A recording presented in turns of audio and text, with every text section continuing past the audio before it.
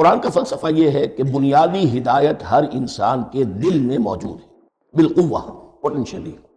یہ جو قرآن مجید یا اللہ کی کتابیں نازل ہوتی ہیں یہ انہیں ایکٹیویٹ کرتی ہیں، وہ اندر کی جو ڈورمنٹ کانشسنس ہے، خوابیدہ شعور جو ہے اسے بیدار کر کے، اور پھر یہ کہ اسے اجاگر کرتی ہیں۔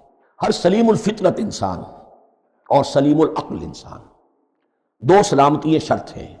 سلیم الفطرت، نیچر پرورٹڈ نہ ہو، فطرت مسخ نہ ہو گئی ہو، عقل سلیم ہو۔ ان دونوں چیزوں کا نتیجہ یہ نکلتا ہے کہ وہ انسان از خود، بغیر کسی وحی کی رہنمائی کے، بغیر کسی نبی کی تعلیم کے سے استفادہ کیے ہوئے، از خود بھی کچھ حقائق تک پہنچ جاتا ہے۔ اور وہ حقائق کیا ہے؟ نمبر ایک یہ کہ اس کائنات کا ایک خالق ہے اور وہ ایک ہے، اور وہ تمام صفات کمال سے متصف ہے۔ نمبر دو یہ کہ انسان کی زندگی صرف یہ زندگی نہیں ہے، بلکہ ایک اور زندگی ہے کہ جس میں اس زندگی کے اعمال کے نتائج برآمد ہوں گے۔ یہ دو باتیں، اس کی زیادہ وضاحت کے ساتھ جو ہے اس کا تذکرہ آئے گا سورہ لقمان میں، جہاں حضرت لقمان کی شخصیت کا تذکرہ ہے۔ لیکن یہاں صرف یہ بات سمجھ لیجئے کہ قرآن کا فلسفہ یہ ہے کہ ہر انسان میں، ہر فرد نوع بشر میں، جو اپنی ولادت کے وقت مسلم ہوتا ہے، حضور کی حدیث ہے ہر بچہ نوع انسانی کا فطرت اسلام پر پیدا ہوتا ہے، وہ فطرت کے اندر وہ ہدایت ودیت ہے۔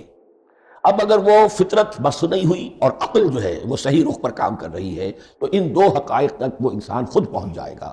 لیکن ان دونوں حقائق تک پہنچنے کے بعد اب وہ دست بستہ دعا کرے گا کہ اے رب اب مزید ہدایت تو مجھے عطا فرما۔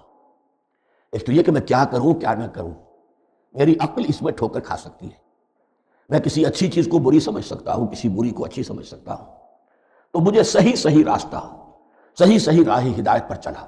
یہ دعا ہے جو انسان کرتا ہے جبکہ وہ ایمان باللہ اور ایمان بالآخرہ تک خود پہنچ چکا ہوتا ہے، اور یہ سمجھتا ہے کہ صحیح زندگی کا رخ یہی ہے کہ جس رب کو میں نے پہچانا ہے کہ وہ اس کائنات کا خالق ہے اور مالک ہے اور رب ہے، میں اس کی بندگی کروں، اس کی اطاعت کروں، اس کا حکم مانوں، اس کے راستے پر چلوں۔ لیکن وہ راستہ کون سا ہے؟